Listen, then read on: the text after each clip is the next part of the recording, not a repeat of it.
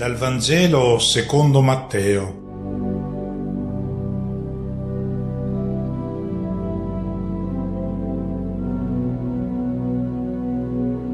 Una buona domenica a tutti. Penso sia utile introdurre il brano evangelico di oggi con una breve presentazione dei luoghi cui il testo fa riferimento, perché hanno un significato teologico e questo accade spesso nella Bibbia. La tradizione colloca il battesimo di Gesù a Betabara, vi viene indicato questo luogo nella Bibbia, e si trova a 9 chilometri a nord delle rive del Mar Morto e si trova nell'attuale Giordania. Il fiume Giordano è citato 179 volte nella Bibbia, quindi ha una grande importanza, ma non si tratta di una importanza economica. Lungo le rive di questo fiume non è mai sorta una grande città. A differenza quindi dei grandi fiumi, cui guardavano gli israeliti, il Nilo in Egitto e il Tigri e l'Eufrate in Mesopotamia, era lì che accanto a questi grandi fiumi erano nati i grandi imperi. Il fiume Giordano non aveva alcuna importanza di questo tipo. Che cosa significava il fiume Giordano nella Bibbia? Aveva il valore di segnare un confine fra la terra pagana, idolatrica, e la terra della libertà. Cosa faceva il Battista? Predicava la conversione e invitava a riconoscersi peccatori, poi battezzava coloro che andavano da lui. Gli ebrei, e specialmente le persone più osservanti delle tradizioni come i monaci di Qumran o i farisei, compivano molte immersioni nell'acqua per purificarsi. Gli archeologi hanno trovato ovunque queste vasche, queste mikvot. Basta pensare che attorno al Tempio di Gerusalemme ce ne sono almeno un centinaio. Ma il rito del battesimo era un'immersione particolare. Aveva il significato simbolico di far scomparire la persona precedente. Era come se fosse morta e poi dall'acqua nasceva una persona nuova. Veniva compiuto questo rito, per esempio, quando un pagano si faceva ebreo, dichiarava di rinunciare al culto delle divinità pagane, professava la fede nell'unico Dio, poi se era un uomo veniva anche circonciso e poi veniva battezzato. Voleva dire che l'uomo di prima, il pagano, era come se non fosse mai esistito e dall'acqua nasceva un giudeo. La stranezza adesso è che Giovanni chiamava a farsi battezzare non i pagani, ma quelli del suo popolo, coloro che, essendo figli di Abramo, ritenevano di avere già raggiunto la salvezza, si sentivano a posto, liberi, avevano raggiunto la terra promessa. E il Battista scombussolava queste convinzioni. Non siete ancora arrivati nella terra promessa, siete ancora nel mondo pagano, e quindi faceva compiere loro questo gesto: tornate nella terra pagana perché dovete fare un nuovo esodo, dovete passare di nuovo il fiume Giordano prima di entrare nella terra della vera libertà. L'Evangelista Giovanni dice che tutta la Giudea usciva verso il Battista, tornava al di là del Giordano nella terra della schiavitù, e questo gesto serviva a far prendere coscienza che avevano bisogno di pensare a un'altra terra promessa, quella in cui il Messia, che il Battista ha indicato, avrebbe introdotto il popolo. È per questa ragione che quando vanno dal Battista i farisei e i sadducei, i quali non volevano farsi battezzare, non sentivano questo bisogno perché non avevano coscienza di essere ancora schiavi, Il Battista li attacca e dice: razza di vipere, chi vi ha insegnato a sfuggire all'ira imminente? E non dite: noi abbiamo Abramo per padre, perché Dio può far sorgere figli di Abramo anche da queste pietre. Dovevano rendersi conto della loro condizione di schiavitù, non una schiavitù materiale, anche se erano poi soggetti all'impero romano, ma di una schiavitù che impedisce di essere realmente uomini, schiavi delle proprie passioni, del proprio orgoglio, delle proprie cattiverie, delle infedeltà alla Torah e alla parola dei profeti. E tutto questo rende schiavi e bisogna prendere coscienza di questa realtà, di questo fatto. È in questo contesto culturale e religioso che Gesù lascia Nazaret e scende a Betabara per farsi battezzare da Giovanni. È l'inizio della vita pubblica che viene narrata nel Vangelo di Matteo, cominciando al capitolo 3, ma tutti gli evangelisti iniziano il loro Vangelo con il battesimo di Gesù. Inizia la vita pubblica quando Gesù si reca a Betabara per farsi battezzare da Giovanni. Il Vangelo di Matteo presenta alla fine del capitolo 2 Gesù che va a Nazaret con i suoi genitori a 2 anni e poi all'inizio del capitolo 3 Gesù entra in scena quando ha 34 anni, quindi sono passati 31-32 anni fra la fine del capitolo 2 e l'inizio del capitolo 3. Cos'è accaduto in quei 32 anni? Non lo sapremo mai. Alle nostre curiosità hanno tentato di rispondere i Vangeli apocrifi inventando poi tanti episodi che conosciamo anche noi molto bene, ma non interessano affatto per la nostra fede. Interessa solo quel tempo in cui Gesù si è presentato al mondo pubblicamente per proporci la vera immagine di Dio e l'uomo riuscito. Ciò che è strano è che Gesù va a Betabara a farsi battezzare. Poi dopo il battesimo lui non ritornerà più a Nazaret, inizierà la sua vita pubblica a Cafarnao, ma adesso va a farsi battezzare e questo è molto strano perché nessuno si sarebbe mai aspettato un Messia che riconosce di essere un peccatore e quindi va dal Battista per unirsi a tutti gli altri peccatori, per convertirsi. No, il Messia non poteva compiere questo rito, questo gesto. Difatti ha sempre fatto difficoltà ai primi cristiani il fatto che Gesù sia andato a farsi battezzare insieme con i peccatori, lui che non era peccatore. Sentiamo che cosa è accaduto. Gesù dalla Galilea venne al Giordano da Giovanni per farsi battezzare da lui.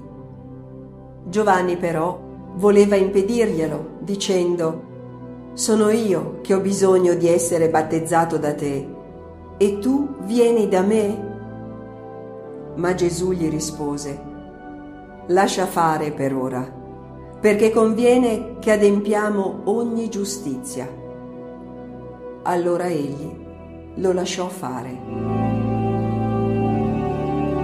La Chiesa ortodossa che vedete alle mie spalle vi indica il luogo esatto dove si trovava il Battista e dove Gesù è andato a farsi battezzare. Si trova nella parte orientale del fiume Giordano, quel fiume che poi doveva essere attraversato per iniziare il nuovo Esodo con Gesù che doveva guidare questo popolo verso la terra della vera libertà. Il luogo si chiamava Betabara. Questa parola ebraica viene da Bet, la casa, e Avar. Avar significa attraversare. È il luogo del guado, è il luogo dove il popolo di Israele, che proveniva dalla terra di schiavitù dell'Egitto, aveva attraversato il deserto, ha passato il fiume Giordano proprio qui a Betabara ed è entrato nella terra promessa. Adesso c'è prima un controesodo voluto dal Battista e poi il vero esodo che deve portare nel regno di Dio. Che cosa fa il Battista quando arriva Gesù per farsi battezzare? E lo vuole impedire. Per quale motivo? Il Battista è come se gli dicesse: tu Gesù, qui sei fuori posto, non capisco cosa sei venuto a fare. Ed è vero, il Battista non poteva capire la scelta fatta da Gesù. Perché? Perché aveva in mente la sua idea di Messia, un Messia che, essendo giusto, non poteva mischiarsi con i peccatori.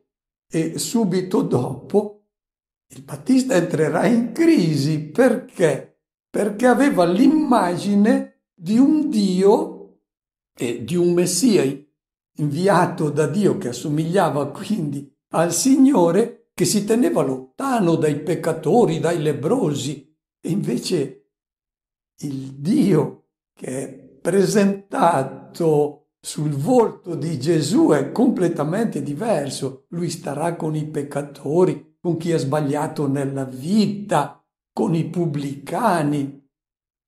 E Gesù comincia male secondo i criteri del Battista e voleva impedirglielo. Questo gesto del Battista è un po' come ciò che fa Pietro in seguito. Pietro vorrà impedire a Gesù di percorrere un certo cammino che non entra nei suoi criteri messianici. Qui il Battista si comporta esattamente come poi farà in seguito Pietro, e Pietro verrà chiamato da Gesù Satan. Tu ti vuoi opporre al cammino che io devo compiere. Il Battista compie esattamente lo stesso gesto di Pietro.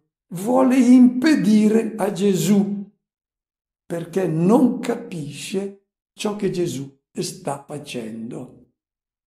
Il testo originale è tradotto male poi nella nostra traduzione, perché Gesù dice lasciami fare, e quando Battista accetta di battezzare Gesù, il testo dice il Battista lo lasciò, non lo lasciò fare, lo lasciò.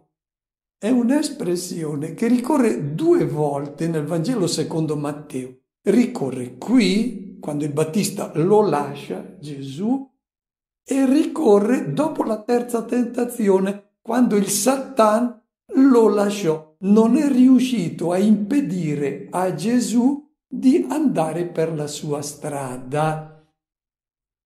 E qui è come se il Battista lo strattonasse, come se lo volesse condurre a seguire i suoi criteri di giustizia.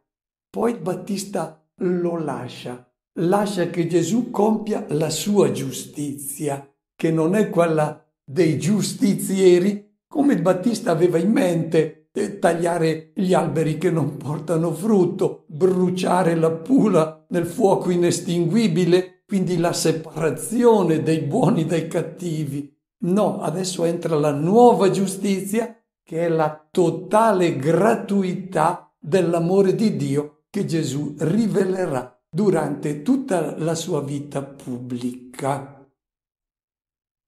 Cos'è che non capiva il Battista? Non capiva ciò che già l'Antico Testamento aveva già cominciato a rivelare, cioè che Dio sta con il suo popolo sempre, in modo incondizionato.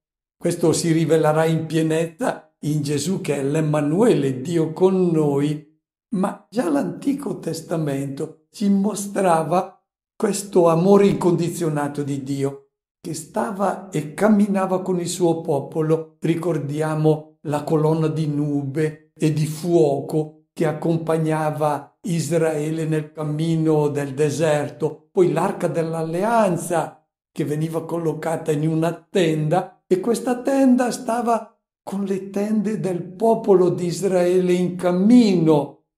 Poi il Tempio di Gerusalemme che indicava proprio la presenza di Dio in mezzo a Israele. E quando questo popolo verrà deportato in Mesopotamia, il profeta Ezechiele vede i cherubini che prendono l'arca dell'alleanza, che è il segno della presenza di Dio, e questa arca va sul Monte degli Olivi e poi parte per andare verso Oriente, perché Dio non può stare lontano dal suo popolo. Se il popolo è deportato, anche Dio va per stare con lui. E sempre il profeta Ezechiele vedrà poi quest'arca che torna a Gerusalemme insieme con il suo popolo. Bene, sentiamo adesso che cosa accade quando Gesù esce dall'acqua del fiume Giordano. Appena battezzato, Gesù uscì dall'acqua, ed ecco si aprirono per lui i cieli, ed egli vide lo Spirito di Dio discendere come una colomba e venire sopra di lui. Ed ecco una voce dal cielo che diceva: «Questi è il Figlio mio, l'amato, in lui ho posto il mio compiacimento». Per spiegare ciò che è accaduto al momento del battesimo di Gesù, l'Evangelista Matteo impiega 3 immagini bibliche. La prima: si spalancarono i cieli. I rabbini dicevano che i cieli erano 7 e sopra il 7° cielo c'era finalmente il trono di Dio, e fra un cielo e l'altro erano necessari 500 anni di cammino. Che cosa era accaduto? Che negli ultimi secoli prima di Cristo il popolo aveva avuto la sensazione che Dio avesse chiuso tutti e 7 i cieli, chiusi a chiave. Per quale motivo?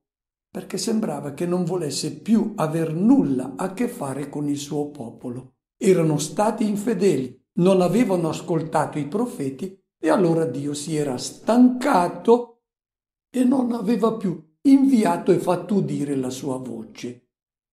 Salmo 74 dice: «Non ci sono più profeti e nessuno tra di noi ci sa dire fino a quando durerà questa situazione di silenzio di Dio che tanto ci angoscia». Oppure il profeta Daniele che dice: «Non abbiamo più né capo né profeta né luogo per offrirti olocausti». Quando finirà questo silenzio di Dio? E si aspettavano che Dio in qualche modo tornasse a mostrare il suo volto. Erano pentiti dal loro peccato, e c'è una stupenda preghiera cui fa chiaramente riferimento l'Evangelista Matteo in questa apertura dei cieli che erano chiusi. Si trova questa preghiera del popolo angosciato al capitolo 63 di Isaia. Dice: «Signore, guarda dal cielo e osserva». Quando gli uomini si trovano in queste situazioni angoscianti, si rivolgono al cielo e chiedono a Dio. Bella questa preghiera. Guarda ciò che accade, in che situazione noi ci troviamo. Non forzarti all'insensibilità, perché tu sei nostro Padre. Bene, è la prima volta nella Bibbia che Dio viene invocato come Padre.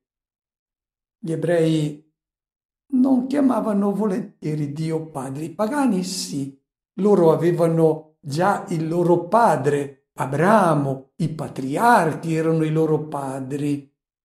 Dio non veniva invocato nella preghiera come Padre. Qui è la prima volta che viene chiamato Padre. Tu sei nostro Padre.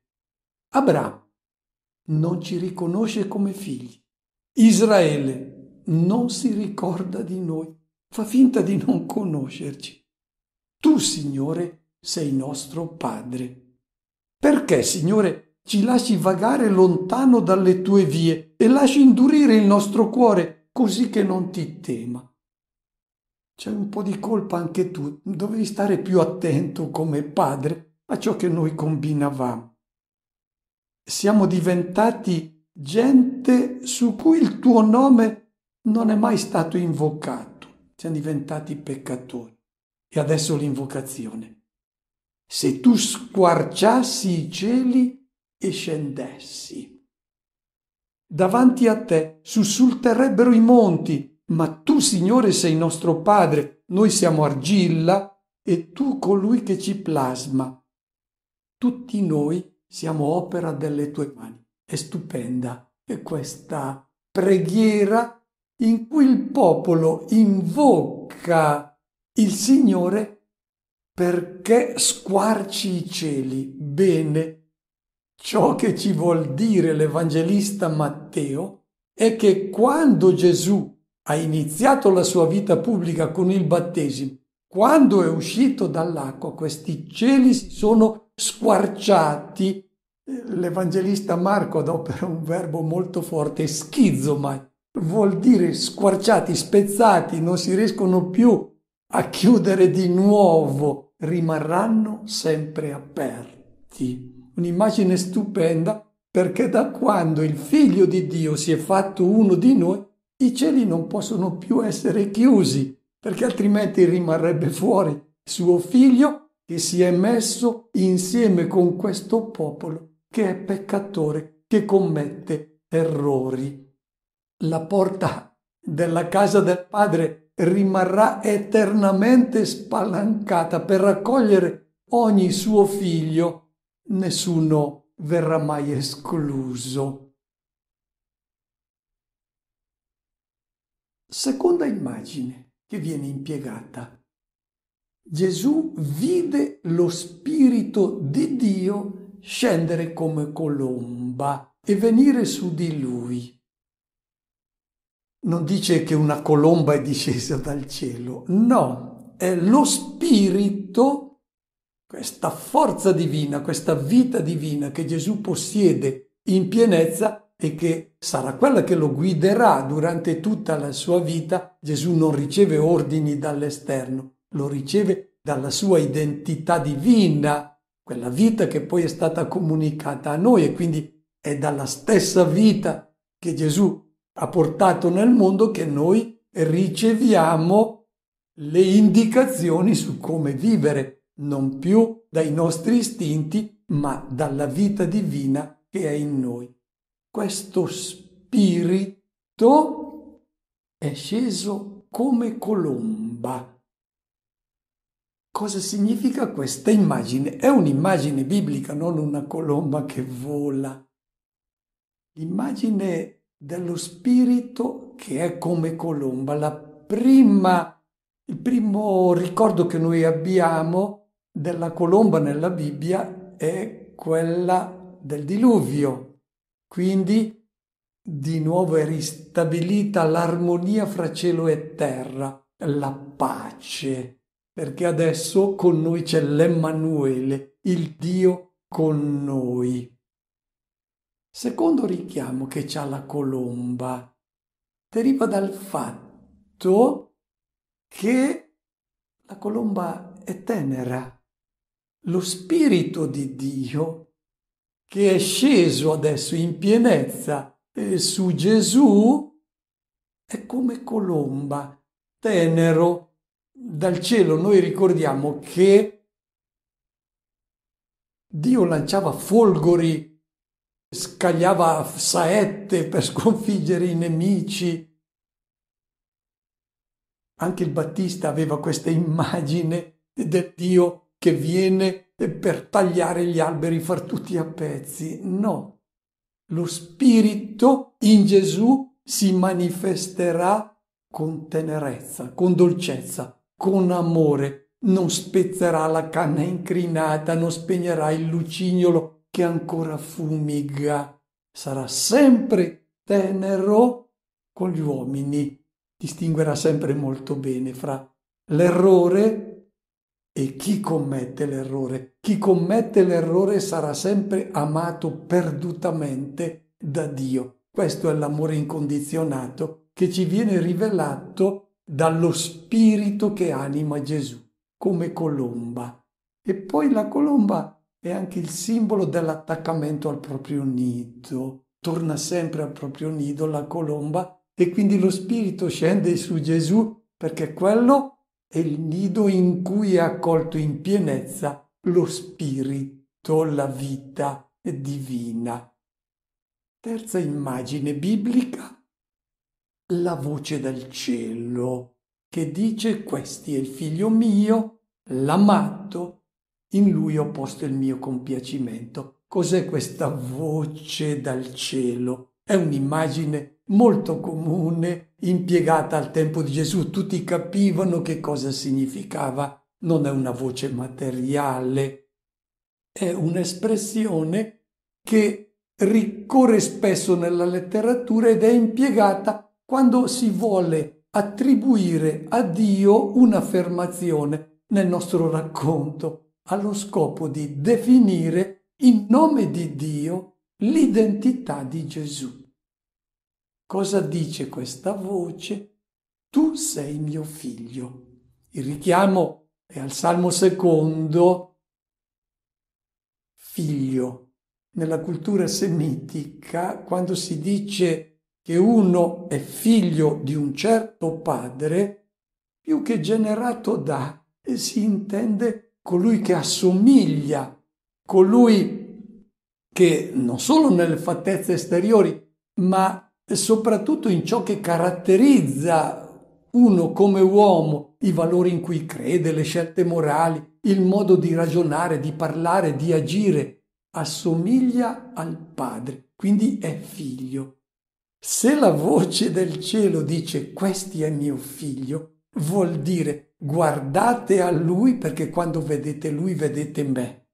È mio figlio in cui io mi riconosco. Siamo all'inizio del Vangelo secondo Matteo e in quest'anno noi vedremo continuamente questo Gesù che si fa vedere. Bene, quando noi lo guardiamo sappiamo di vedere il Padre del cielo a cui lui assomiglia perfettamente. È l'amato, il riferimento è a Isacco. 2 figli aveva avuto Abramo, uno l'amato, e Gesù viene presentato come colui che perfettamente è coinvolto nell'amore verso il Padre. E in te mi sono compiaciuto. E qui il riferimento è al servo del Signore che viene presentato nel capitolo 42 del profeta Isaia, quando Dio chiama questo servo e dice in te io mi compiaccio. Vuol dire in Gesù il Padre del cielo si riconosce. È l'invito durante quest'anno, quando noi ascolteremo Gesù e vedremo ciò che Lui fa, dobbiamo tenere presente questo compiacimento del Padre, perché è l'invito ad assomigliare a questo Gesù, in modo che anche noi possiamo sentire che il Padre del cielo si compiace di noi. Auguro a tutti una buona domenica e una buona settimana.